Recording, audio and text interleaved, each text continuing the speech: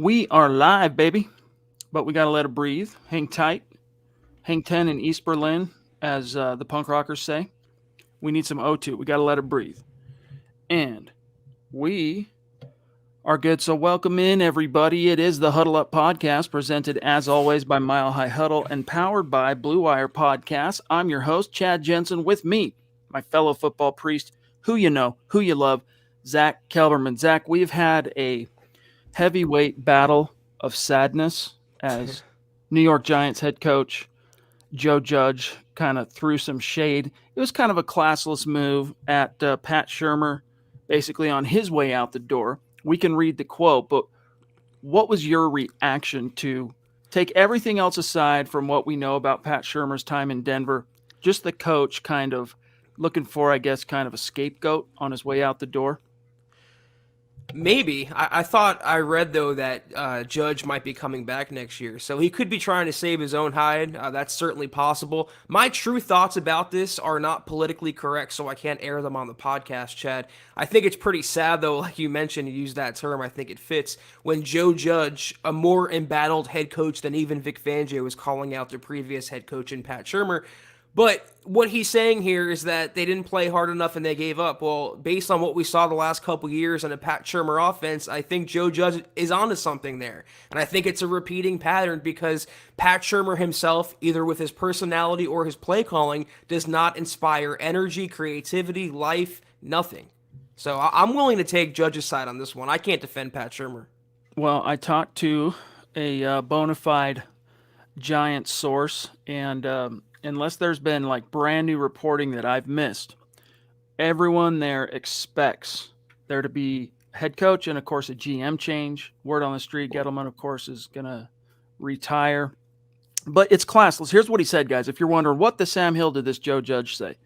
Quote, this is after, by the way, the Chicago Bears lambasted the Giants to the tune of 29-3.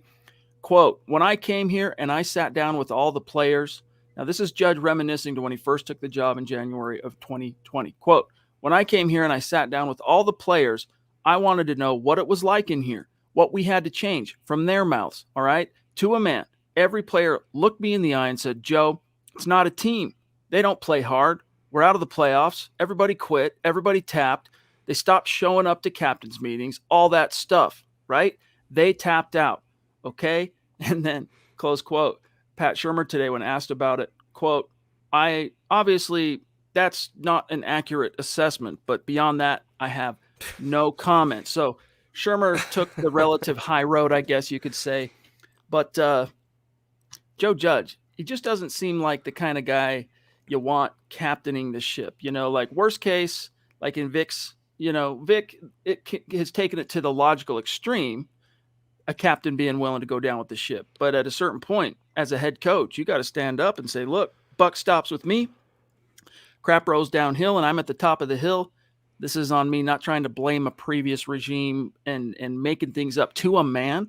I mean, that's an absolute, right? To a man. That means everybody. I don't believe that for a second. Although, you know, I'm sure there were guys that kind of gave up the ghost, Zach. But the empirical evidence would suggest Shurmur's more correct on this than Judge, because in Shurmur's final season, they won 2 of their last 3. That doesn't sound like, to me, a team that gave up the ghost completely. I think Judge is a poor head coach, like I think Pat Shurmur is a poor offensive coordinator. But even that answer just seemed, what's the word, lazy. I mean, he had to even correct himself mid-sentence. He offered no comment. There's no real backbone to Pat Shurmur. You know, Pat Shurmur is the nice guy that opens his house to you and hosts a party. He ends up nodding off on the couch mid-party. That's Pat Shurmur. And it's okay. There's a place in society for that, but it doesn't inspire a life and creativity and forward progress in an organization. And I think based on the 2 years of the Broncos offense we've seen under Pat Shurmur, I mean, it's just so vanilla. And I think that takes on, we always talk about the personality, the complexity of its leader, and that would be Pat Shurmur. It's just, there's nothing there. Yes, indeed. Some more relevant news. It's fun to talk about stuff like that. Actually, before I turn the page, one last thing I wanted to say on this is Bronco fans, even though almost, talk about to a man, almost all of Broncos country, men, women, everything in between, are counting the seconds when Pat Shurmur gets handed the pink slip but they still can't help but kind of, it's in your nature to kind of close ranks around one of your own. But it's unfortunate in this case, it makes it difficult to do so, Zach, because the Broncos lost moral high ground when Vic Fangio insulted John Harbaugh after the week 4 loss and the entire Baltimore Ravens organization, right? In a like highly publicized, high profile case of sour grapes. I mean, yeah, I mean, to get on your soapbox after getting thoroughly whipped by the Baltimore Ravens and preaching player safety, then a few weeks later, marching Teddy Bridgewater out there when he can barely walk. I mean, Vic Fangio himself is a walking contradiction, Chad, and that's his own downfall as well. He can't lead, he can't inspire. It's always somebody else's fault with people like Vic Fangio and Pat Shurmur. And those are the type of people that don't deserve to be leading organizations, especially multi-billion-dollar ones like the Broncos. Wade Kimball, appreciate you, my friend. Thanks for those for the super chat, my brother. He says, I know it's fantasy, but I'd love to see Peyton Manning, the smartest QB ever, under a new coaching staff as QB's coach to cultivate Locke. Also, I hear Wade Phillips is unretiring. I'd love to see him compose this defense and unleash it in 22.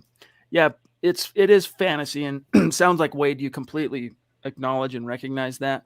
It would be cool to see what kind of magic Peyton Manning could work on a young quarterback. Pickett, whether it's Drew Lock or anybody else, you got to think that that's something that could turn out some good results. But Peyton Manning is never going to take the field as a head coach. And I usually, Zach, stray away from using absolutes, but why would Peyton Manning, who's made hundreds and hundreds of millions of dollars, suffered through multiple neck surgeries and risks to his well-being, 5-time NFL MVP, been to the top of the mountain twice, all that stuff, he finally lets the grind go away. Why do you go back to the grind for pennies on the dollar? Pennies on the dollar.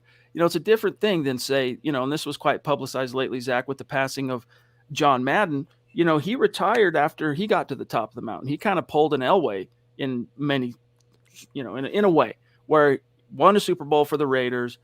They realized he'd kind of lost all the juice, retired. And when he retired, Zach, he vowed, I will never coach football again. And he never did. Came back to the game by virtue of being a media guy. That, I think, Zach, is the closest thing that could approximate Peyton, unless he were to take up ownership or, I guess, personnel at some point. I mean, you're 100% spot on, and it's fantasy thinking about him as a head coach. But what Wade says here is Peyton Manning as quarterbacks coach, and that's definitely not a no-go for Peyton. Why would he do that? He has plenty of money. He's an NFL legend. He's reached the football mountaintop multiple times. I don't think he'd want to tarnish his legacy or waste the time, honestly, and the energy to be a quarterback's coach. I think, like we've been saying for so long here about Peyton Manning, let go of the idea of offensive coordinator, of head coach, even general manager. It's owner or nothing for Peyton, and even that might be a stretch. Yeah. And the notion of Wade coming back, hey, if John Elway really is going out the door, then who knows? Maybe that next head coach that comes in to replace Vic Fangio might be able to, recruit Wade back to Mile High. But that's another one of those long shots. Miguel, what's going on, big dog? Appreciate you. He says, what's up, fellas? T-minus 5 days and counting. Here comes the big, bad boot. Yeah, boot him out of town. Yeah, it's coming. It'll be here before you know it. And I think there's no getting around it, Zach, for Vic Fangio. Yeah, these boots ain't made for walking, they're made for firing, and I hope George Payton just cleans house. There is some speculation out there. It seems like, from what I can gather right now, Chad, it's January 5th, 6:30 Mountain Time. Pat Shurmur, Tom McMahon, definitely gone. Vic Fangio is up in the air. There's no decision, and everything that's come out still suggests that his working relationship with George Payton is super solid. If they eke out a victory over Kansas City on Sunday, I don't want it, of course, but I wouldn't be surprised if Vic Fangio hung around with some major changes to his coaching staff. I would be very surprised. And I think, in fact, Eric Trickle was onto something here. You know how I like to kind of get Freudian at times and kind of try to psychoanalyze situations. Not really, but to a certain extent. And as we learned during the CBS Sports broadcast of Broncos Chargers this past Sunday, Vic Fangio put up on the whiteboard during team meetings, created a new locker room mantra, basically, Zach, which is nothing to lose. Eric Trickle's theory is that nothing to lose mantra, this new philosophy, even though the Broncos technically, when he put this up on the board and started espousing it, had something to lose. It was a long shot making the playoffs, but they were still mathematically alive if they won both their games. And of course, they would have needed a little bit of help, but they did have some stakes.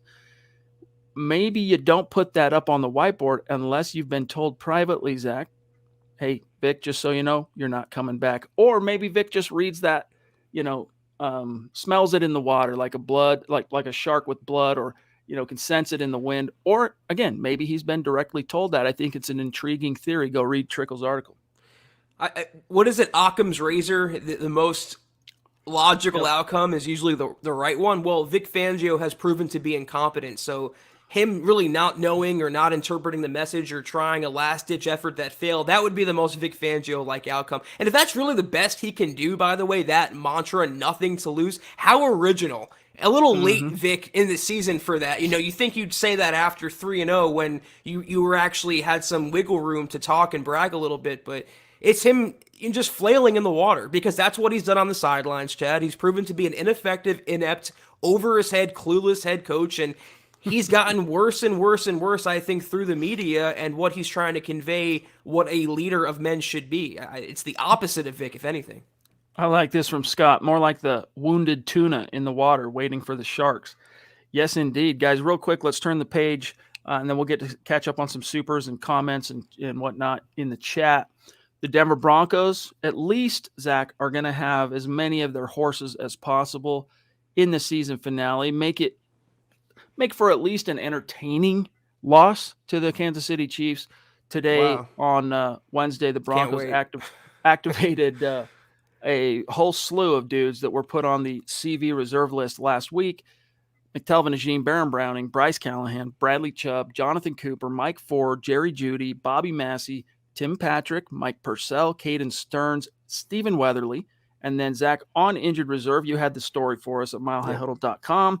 Teddy Bridgewater hit the bricks, Kareem Jackson hit the bricks, and then even Dalton Reisner placed on injured reserve, which we learned from Vic this week that even if this wasn't the season finale, he'd probably be going on short-term IR because he would be missing 3 weeks at a minimum with that injury.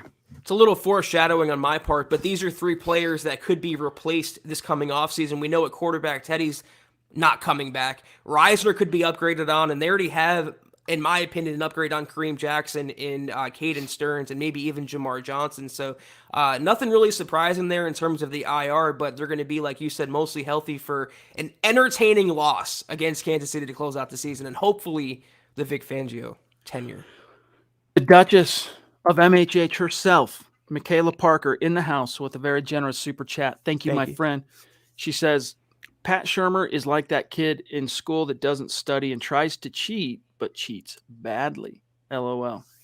Yeah, I mean, I wouldn't necessarily call him a cheater, but he's definitely incompetent. I mean, I don't know what else to say. That whole 2017 AP Assistant Coach of the Year run that he had with Case Keenum, that was just one of those legendary seasons, and kind of like the Tebow year that got Mike McCoy nice head coaching gig that lasted a lot longer than it probably should have, by the way, for Mike McCoy.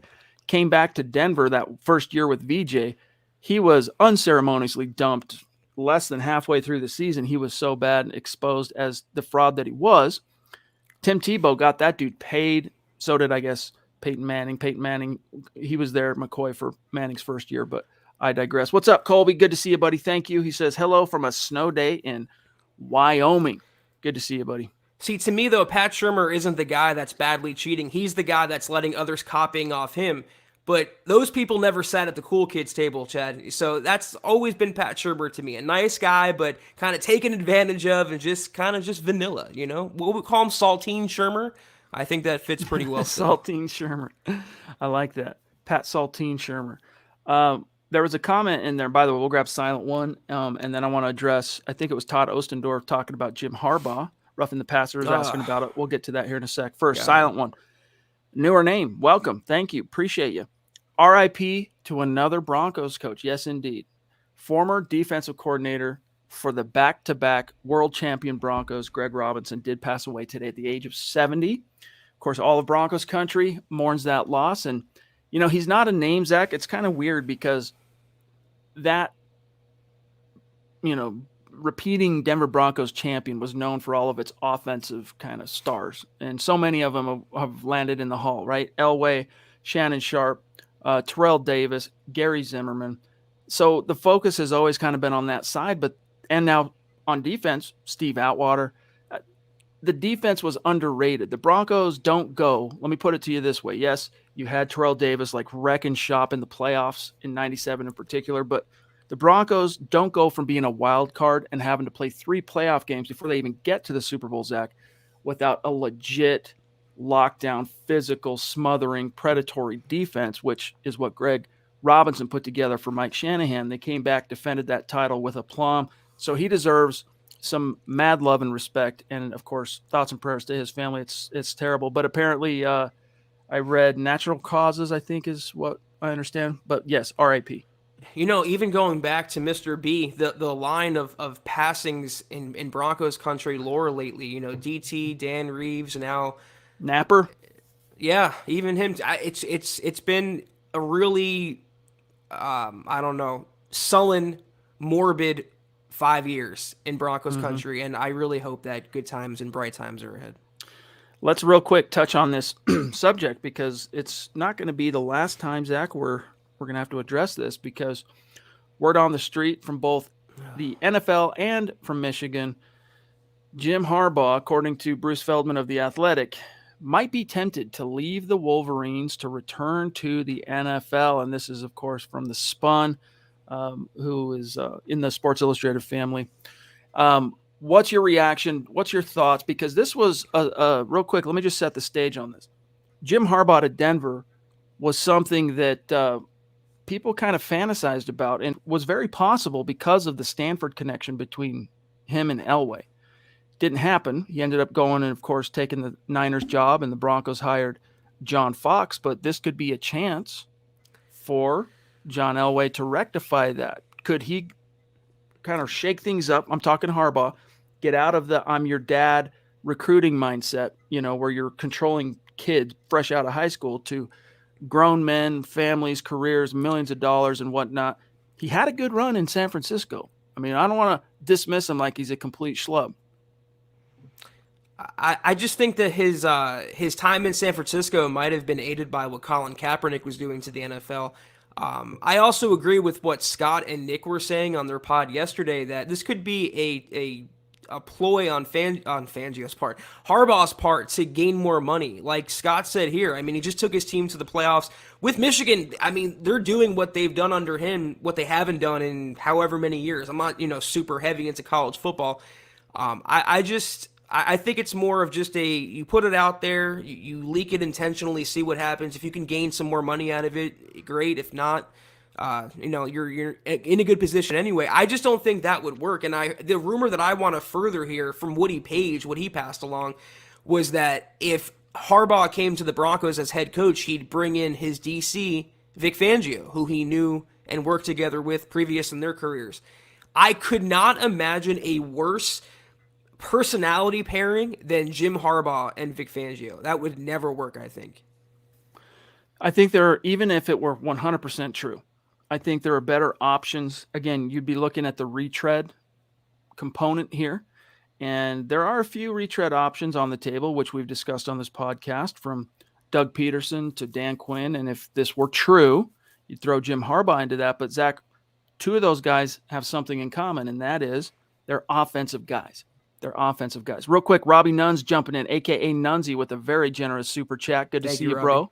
Glad to connect with you also on Facebook, and always love hearing from where everybody's at, where they're from, what they do, their families, things like that. So, if we're connected, by all means, always feel free to reach out. And if we're not the most responsive in terms of maintaining a conversation in these DMs, just try to understand that we're juggling a lot of things, okay? Nunzi says, how can Peyton sell the fan base on bringing Fangio back? I just don't see how he can. Let's get that young, offensive-minded head coach and roll. I don't think he could, because you'd have to get Aaron Rodgers first before you could even possibly ameliorate Broncos country on this topic. No way. And it doesn't work that way. You have to go through a head coaching hire cycle long before there's going to be an opportunity to even vie for Aaron Rodgers. And I think that would be the only thing that could get Broncos country to kind of be like, all right, we'll give it a chance with Fangio again. It ain't happening. But even then, there'd be, I think, a cap to what the Broncos can truly accomplish under Vic Fangio, even with Aaron Rodgers. Because when you have a head coach that doesn't watch the offense, that's bad enough. But let's say if you have Aaron Rodgers and you don't challenge a play or challenge a play incorrectly, you don't use a timeout or use a timeout incorrectly, that can swing the momentum and result of the game, as we've seen. I don't see any way that Peyton can sell the fan base. There's going to be empty seats if he brings back Vic Fangio. And, I feel like I didn't express my Jim Harbaugh thoughts all that clearly. My number one criteria, Chad, if or when the Broncos pick their next head coach is, can you develop a quarterback? That's number one. The best guy at doing that should be the next Broncos head coach among the candidates they're interested in. Whether it's Doug Peterson, whether it's Kellen Moore, Nathaniel Hackett, or if they think Jim Harbaugh is that guy, whoever can unlock the next franchise quarterback in Denver deserves to be the one that carries the title. Well said. Nunzi, thank you, my friend. Really appreciate you. Miguel says, did y'all see that Albert Breer, I think is what you're saying, said about the Mannings not taking pay cuts in hopes to buy a franchise? I didn't see that. No. Zach, do you know what he's talking about? I saw the tweet. I didn't read the story, so we'll pick up on that tonight for tomorrow's podcast. Yeah, we'll circle back on that, but appreciate the assist on that, Miguel. All right, let me see here. I want to see what's going on in the chat. Jacob Foster, thank you for those stars, big dog. Speaking of stars, let's do an update. We're 5 days in to the month of January 2022, and our goal of reaching 250,000 stars on Facebook, we're at 8%. When we reach that goal, we are going to raffle off a Broncos jersey of the winner's choosing. You say you want Justin Simmons, done. You want Pat Surtain, done. Bradley Chubb, done. The only people in the running for that raffle are, of course, those who contribute to the goal.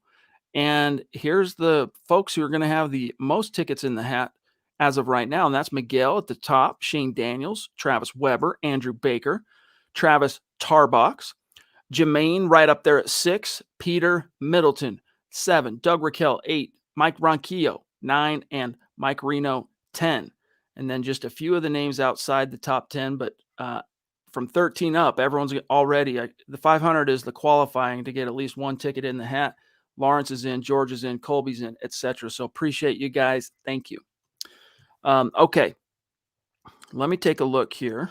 Mr. Stu Meat in the hizzy, long time super chat superstar, bona fide superstar here at MHH.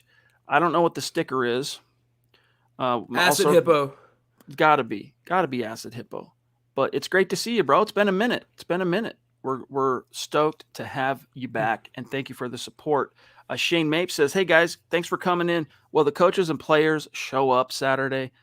Zach, it's a good question. What version of the Broncos do you expect to see on Saturday? Well, first of all, I think I already messed up and said Sunday. Someone pointed that out. I really don't care.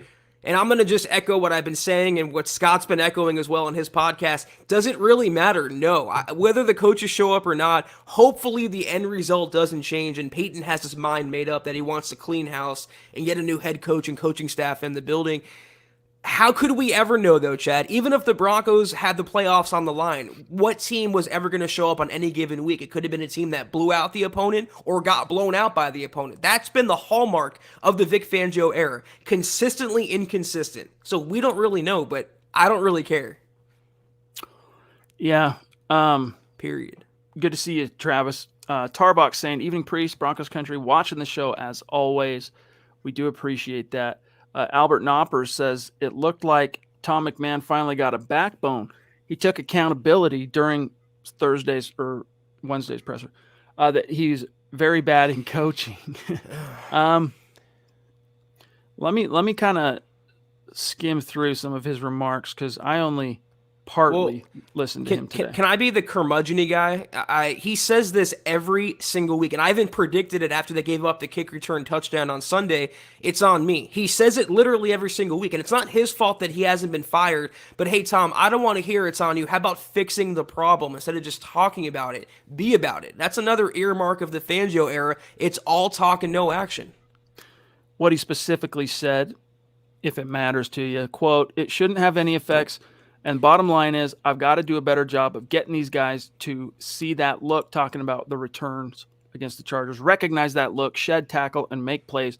We can't put our football team in that situation, et cetera, et cetera. So, it's just more coaching, butt covering jargon. It's pseudo accountability. It's not real accountability. And we've even seen Fangio earlier in the year at a couple of points. It's a soft kind of passive way of taking responsibility or showing accountability by saying a whole big thing about this over there, like pointing to player execution, pointing to what the opponent did, they got our goat type situation. And then almost in passing at the very end. And we got to do a better job coaching. And you're like, oh, what was that, Vic? Something about you got to do a better job coaching. It's always like the last thing he says. And it's after he's already pointed to multiple other reasons or factors or excuses for the foibles.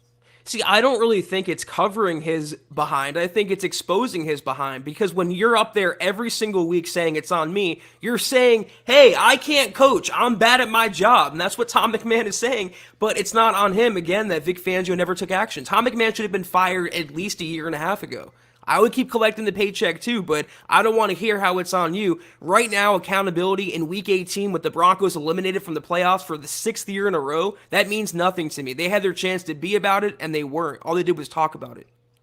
Mike says, remember the line from Shanahan to Greg Robinson in the Super Bowl on Favre's last drive? Just do what you do. Loved him as a DC. Yeah, man. He was a big part of those world champions Broncos squads, breaking the ice for the franchise. And Tarbach saying, sorry to hear about the passing of Greg Robinson, back-to-back world Super Bowl winning defensive coordinator. Yeah, it's a bummer, man.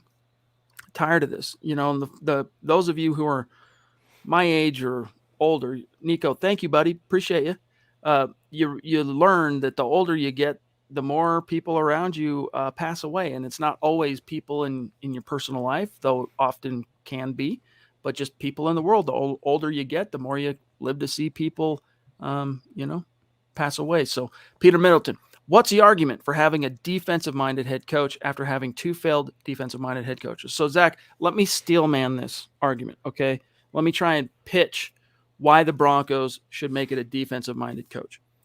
First and foremost, there's only really one thing I could think of strategically, and that is with the proliferation of potent, high-powered offenses in the modern NFL, you need the defensive philosophy to counter that somehow.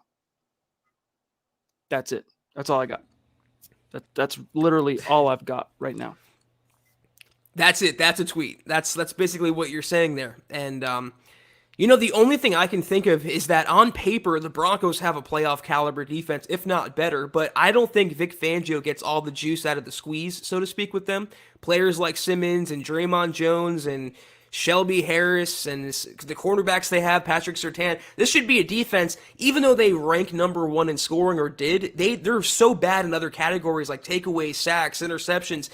A defensive-minded guy, maybe like Dan Quinn, for example, can get more out of the defense, and maybe they can win a few more games, but it's an offensive league. It's an offensive era, and that's something that Fangio and Pat Shurmur do not understand, and that's why they're in the situation that they're in right now. So it's got to be an offensive guy. Has to. I love this from Colin Wood. Nothing to lose from the guy that punts with 4 minutes to go in the Raiders game, and then he says, should be born to lose up on the whiteboard. Yes, indeed. I'm racking my brain right now, Zach, and you tell me, outside of Bill Belichick, who is a unicorn, right? Who is the last defensive-minded head coach to win a Super Bowl? Tomlin. Probably Tomlin. I and mean, I'm trying to think. Let's just real quick. Dan Quinn got close, but no cigar. Pete Carroll, 2013. Ah. They're peppered in there, right? They're the exception, not the rule.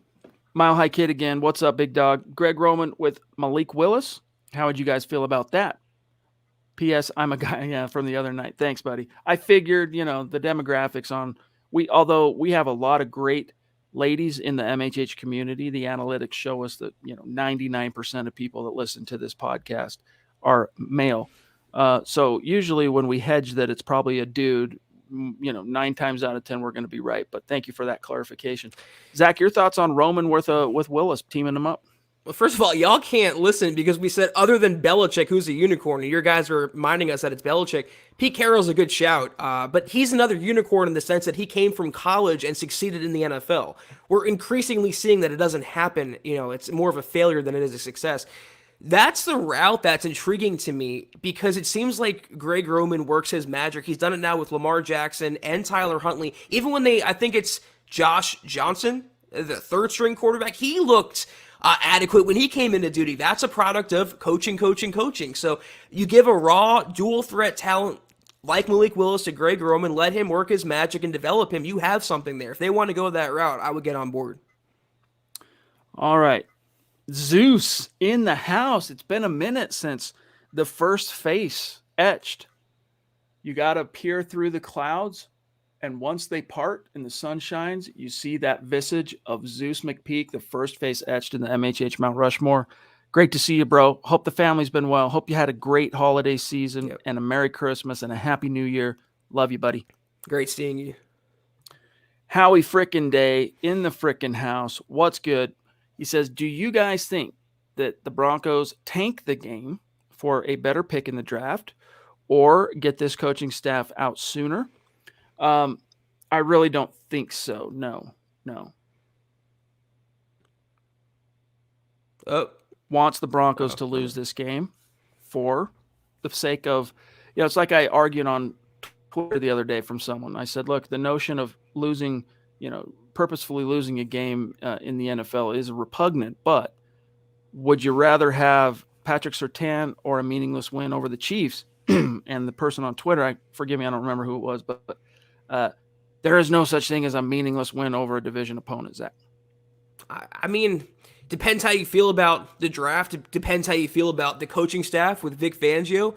If he wins this game, there's a chance that he can guarantee his return for 2022. So is that really worth it for a meaningless win over Kansas City, who can go on to win another title? Like, they really care about losing to the Broncos one time.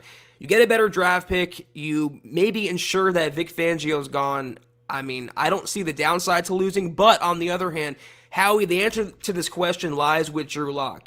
He was asked about now making the playoffs. He said it sucks. He's upset about it. It's disappointing, but we're professionals and we have one more game left on the schedule. We're going to play that game and go out there and hopefully give it all we got. So they're going to play to win. Whatever happens, happens.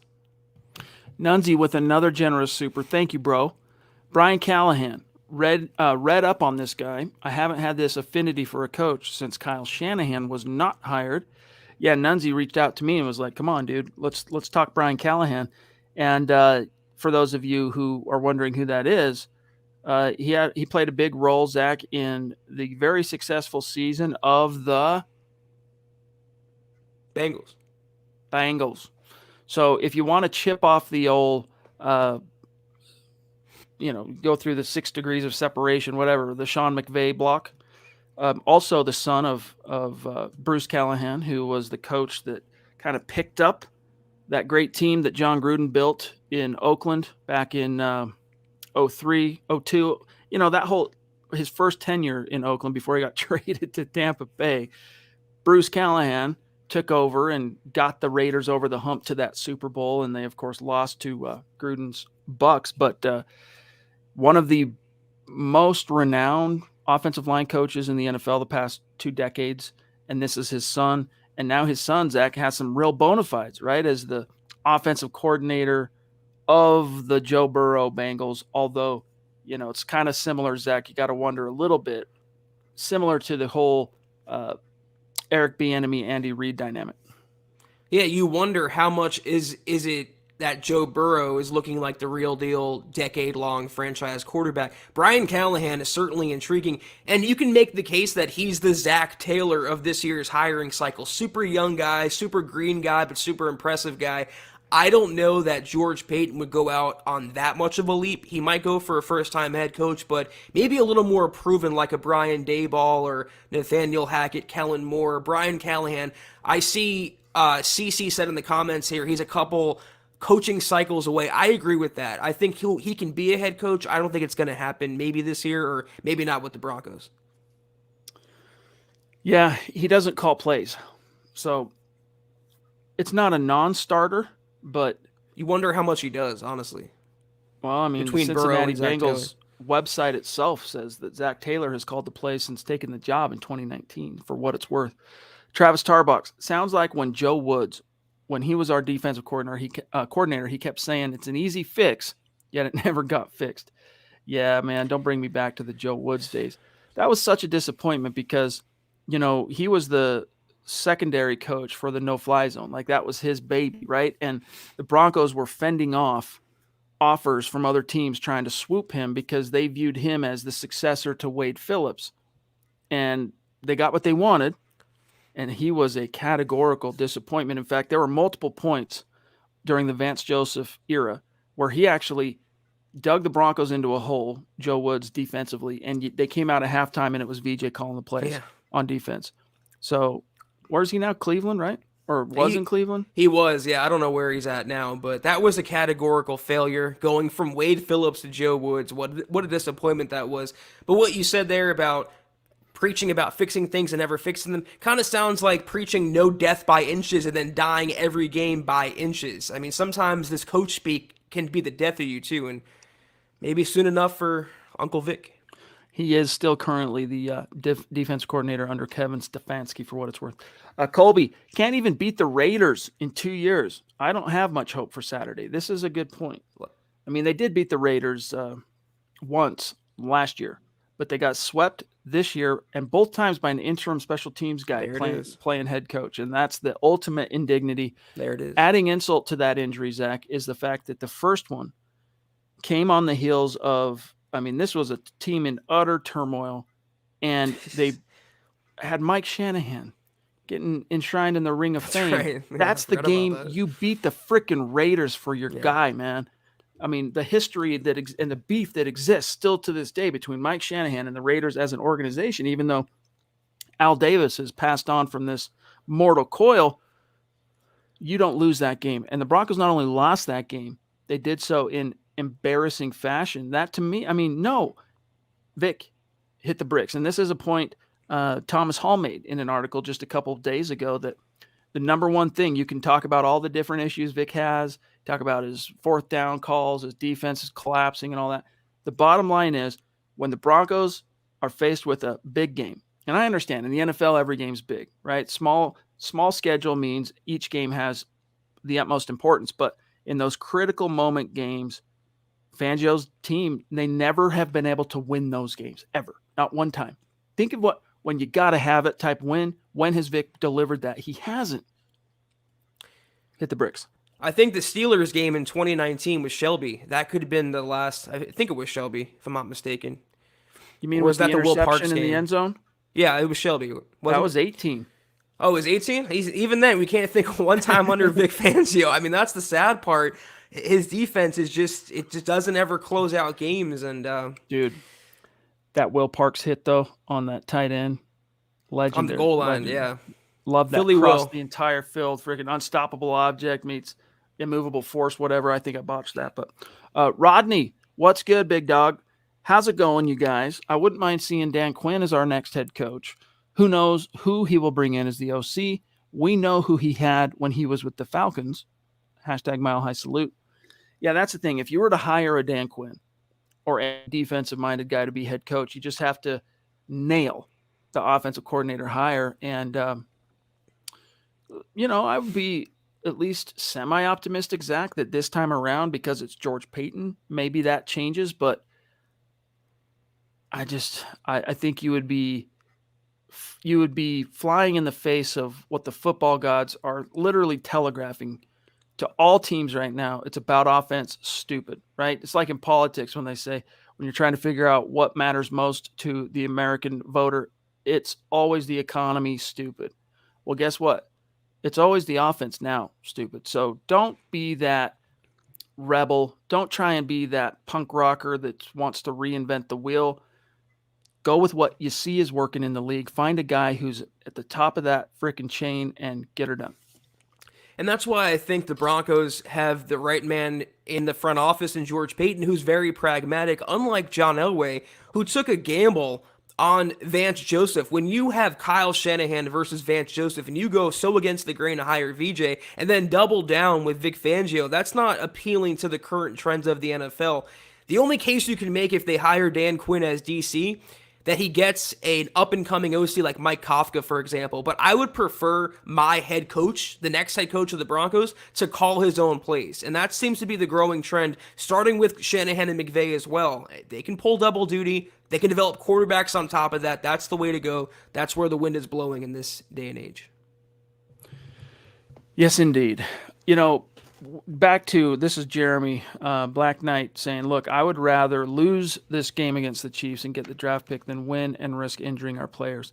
On that subject, the better part of me agrees, Zach, but I also wonder what a win over the Chiefs and snapping that streak, what kind of momentum that could give this team going into 2022.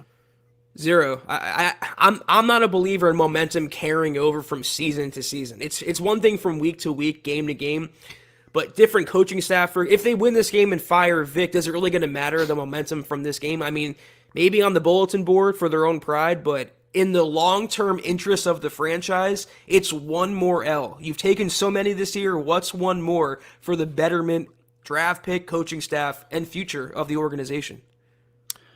Kevin Peterson, what's going on, brother? My mom is 75 and wants to come out of retirement and replace Fangio. Let's give her a shot. Can't be worse. My great aunt wants to be a special teams coach. I bet she has more fire than Vic Fangio, for one. Probably. Diamond Rattler, good to see you, my friend. Diamond says, my pop died in March. I was wishing the Broncos would win this season. Now, I don't know. Well, I'm sorry to that's terrible. Sorry to hear that, my friend. Lost my mom when she was only 56. Losing a parent, there's no way to prepare for it. You just go through it, and it sucks. It sucks. So my thoughts and support go to you, my friend. But he'll look over the Broncos and hopefully at better days ahead very, very soon this year. We appreciate you sharing, Diamond, and our condolences. By the way, Diamond, I'm still on the lookout for a Demaryius Thomas jersey. No lie.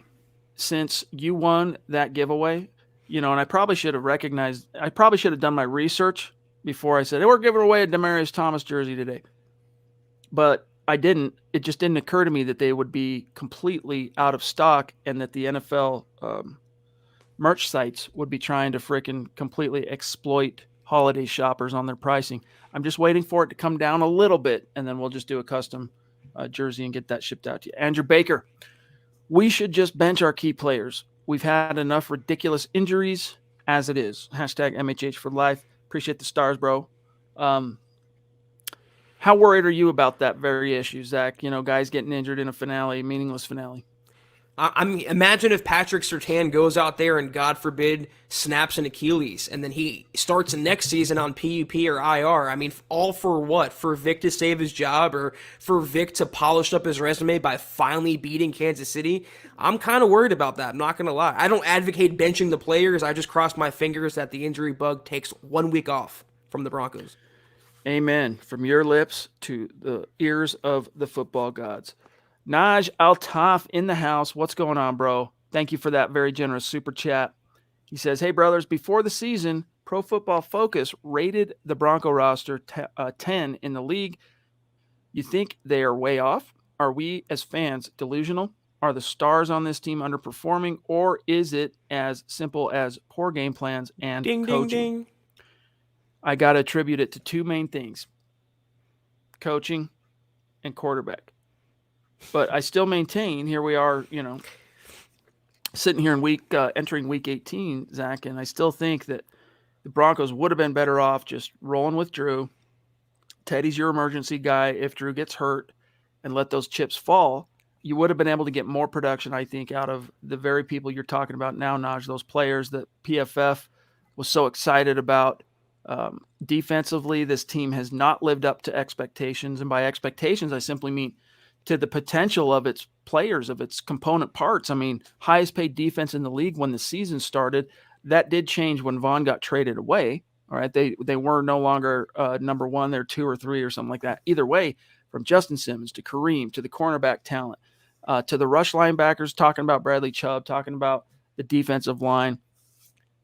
This is just a team that's been squandered under incompetent coaching. And that might be a little harsh saying incompetent. Let's just say in over their heads coaching. Any Chappelle Show fans out there? 5 greatest rappers of all time: Dylon, Dylon, Dylon, Dylon, and Dylon. Well, 3 reasons for the Broncos downturn this year: coaching, coaching, coaching. It really is simple as that. We all can agree the Broncos have a playoff caliber roster. We all can agree the coaching is the main culprit as to why, yet again, they're not going to the playoffs. Even with Teddy Bridgewater at quarterback, or Drew Lock for that matter, even with injuries and CV racking the roster, this should have been a playoff team. If the Broncos had a different set of coaches, offensive coordinator, head coach, and special teams coordinator specifically, they could have been a 10-win team very, very easy. So, yeah, I agree with PFF. Top 10, maybe pushing it. I'd say top 12, but regardless, that's still a playoff team in today's NFL. I'm just not sure about ranking any roster top 10 that doesn't have a bona fide franchise quarterback, to be frank. And anytime we get the question about, what about Josh McDaniels, Nico, no offense, I feel like you're trolling us. I really do when people ask us that question. That is so, he's literally the last guy on the planet Earth that would ever get a look from the Denver Broncos, ever. Trey Mint, thank you for that super chat. Newer name, so welcome. Appreciate you. Emmanuel Sanders said it back then. Living in a world of suck. Fangio can't leave soon enough. Yes, indeed. The Broncos have, terraformed a little planet that was out floating in the football universe, and they terraformed it into this world of suck. And Vic Fangio is the guy with the finger, right? Doing this, like playing God. Get him out. Get him out. It's time to start over. Baptize that world of suck with fire, okay? And start from the beginning. You hear that, Elon? Come save us as well. Yeah, but you know what's funny about Sanders? He's playing in Buffalo now, still performing at a high level, and playing opposite Isaiah McKenzie, who the Broncos had and gave up on. I understand because of the punt returns, but as a wide receiver or gadget player, he's proven to be quite the weapon for Josh Allen. So you wonder what could have been with the Broncos, and you wonder how badly, you don't really wonder, but you know now, like Emmanuel Sanders said back then, because these players are still performing at a high level, and they have so much talent, what it could have been with better coaching. Hashtag squandered. Isaiah Estrella Jr., welcome. Thank you, buddy. Appreciate you. MHH, we are everywhere. Me gusta. Thank you, buddy. Appreciate that very much. Where are you, by the way? I'm curious where you're at in the world. Mile High Kid again. Wow, thanks, buddy. You guys are the best. Keep up the great work. Thank you. You're a prince. Keep joining us. Albert says, I don't believe that momentum should take precedence either. It is the last game of the season, and next season, many different coaches and players. Yeah. I mean, the more you think about that, the more I think you're 100% right. That's a very overrated thing. There's a few exceptions of like all-time great teams that you could maybe point to, like those NFL teams that have repeated as world champs, like parlaying momentum into the next season. But it's so impossible to quantify and define, and especially for a team like the Broncos that are ostensibly, Zach, going to be undergoing so many massive changes this spring, from the coaching staff to likely quarterback to, how much could that really serve you? Probably not much. Yeah, I was going to say there's some utility to it if you have continuity among your team, your coaching staff and your players, but when you're going to fire your head coach and change your quarterback and a lot of the personnel, I mean, I don't see how much that can benefit the Broncos next year. All right, guys, we are at 49 minutes. We're about to bounce on out of here. So let me just make sure we're not leaving anybody behind. Jeremy wants to know, and then we'll probably get out of here just a little bit early.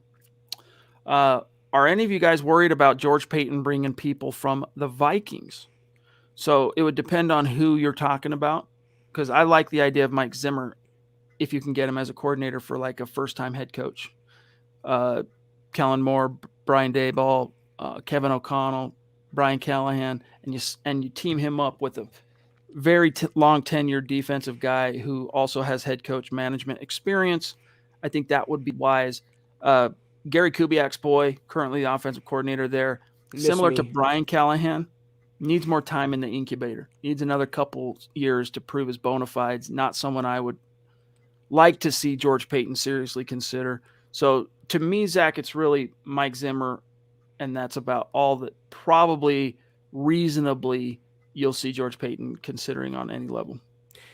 I don't want Clint Kubiak, yeah. And the thing with Zimmer is I getting him in a package deal with a Kellen Moore or Brian Daboll, Nathaniel Hackett, et cetera, I can get on board with that, but I see a little bit personality-wise of Vic Fangio in Mike Zimmer. And, I'm so tired of that old man yells at cloud approach, The one thing I like that I think that's different, though, between Mike and Vic is if something's there that needs said, Mike Zimmer, you'll see him say it. You'll see him get fired up. You'll see him not necessarily rah, sisk, boom, bah. That's not necessarily what I'm saying, but he's the boss and you can feel that. And he kind of exudes, I guess, Zach, for lack of a better term, accountability. People maybe a little bit more on their toes. Listen to this. Listen to Cashews. This. Today I'm watching live from Hong Kong in mandatory quarantine. Mandatory. Thank God I don't live in a place where I am unilaterally mandated to do something. Yeah. So prayers up for you, my friend. And I mean, think about it. Western countries like Australia. Did you hear about that dude that, I don't even want to get this into politics. Sneezed on an elevator and they came after him? The immolation dude in Australia in protest of the lockdowns. It was freaking brutal. Anyway, last one. Andrew Baker sucks. Yes. Authoritarianism sucks. Fascism sucks. Andrew, do we keep Drew Lock, draft a vet? Me thinks they should. Vet happenings, me thinks they should. Draft or a vet. Oh, I get it now. Okay. What's your take on this, Zach? And then do the rundown to get us on out of here, and I'll pull up Facebook. Well, let me just say, now that you talk about that with Mike Zimmer, did you see what he said after the game, last week's game, about playing Kellen Mond, his second-round rookie quarterback? He gave him, I think, one series and then turned back to, I can't even remember who started the game, Sean Mannion, who's so unimpressive.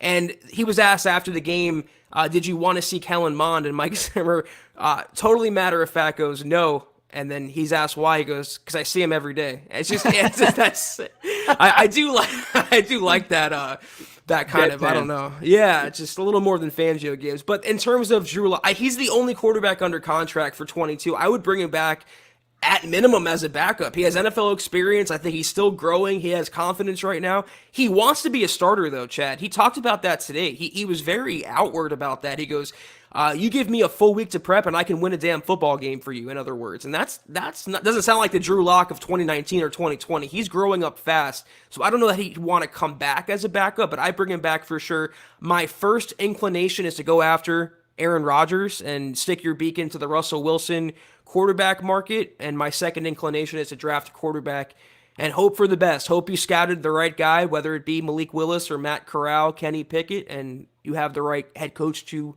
bring him along. Guys, that's going to do it for tonight. Jermaine says, Jim Harbaugh, Tyler Huntley solves all problems. I don't know. No. But guys, we'll be back tomorrow night for the head-to-head, right? We'll take a look at the final head-to-head of the season and gouge our eyes out in the process. It'll be a gas. We want to see you there. But I'll pull up Facebook here. Yeah, that was the Huddle Up podcast, guys. Until we see you tomorrow for the Week 18. Can't believe it's Last week of the regular season. That's crazy how it flies so fast every year. Follow us on Twitter at HuddleUpPod. You can follow the main account on Twitter for all your Broncos news, analysis, Black Monday information, and more at Mile High Huddle. You can follow Chad on Twitter at Chad and Jensen. You can follow myself at Kelberman NFL. Follow Scott on Twitter at Scout Kennedy. And if you haven't, go to HuddleUpPod.com right now. Get yourself, these are so comfortable, guys. These beanies, coaching shirts. We got trucker hats. We got coffee mugs. We got all this type of good stuff. HuddleUpPod.com. And if you haven't, Facebook.com/Mile High Huddle. Hit that big blue button. Become a supporter. You get instant access to our VIP programming, including Kelberman's Corner, Broncos Book Club, and Trickle Zone each and every week. I promise you guys, it's worth every penny. $5 a month. It's like nothing. You get everything. Facebook.com/Mile High Huddle Pod. Like that page and follow that page. And if you haven't, if you want a beanie or a hat or anything else, we give away swag each and every month, but you have to go to Apple Podcasts and leave your football priest a 5-star review to put your name into the hat. But if you can't do those things, do these 3 things. Takes a few seconds, guys. Subscribe, like, and share this video and every video you see on the MHH channel. Helps us grow and reach more Broncos fans just like you. Yes, indeed. As Dylan Von Arch says here, and by the way, Dylan brought up a good point. I talked to him today. Do you guys want us to create a Mile High Huddle Discord? We've talked about it. We've thought about it once or twice in the not too distant past, but if that's something you guys feel like you'd like, if you know what it is, you'll have an answer here. If you don't know what it is, go take a look, research it. We're thinking about it. We're pondering it for 2022. Let us know. Appreciate you, Dylan. Let me pull up Facebook, guys. Here's a shout out to these great super supporters over on Facebook. Much love and respect to Rodney Garcia at the top, Howie Frickin' Day, Andrew Baker, Miguel, Colby C. Collier. We got Travis Tarbox in the hizzy, Pete Middleton, Nico Perdikakis, Nico Perdikakis, Nice. Mike Reno, and Jacob Foster. Plus, we would be remiss if we did not shout out our Super Chat superstars, Mile High Kid 1, Trey Mint, Naj Altaf, Diamond Rattler, Kevin Peterson, Nunzi, Zeus himself, Stu Meat, Silent One, the Duchess Michaela, Wade Kimball. Love and respect each and every one of you. We'll see you tomorrow. Take care, guys. And as always, go Broncos.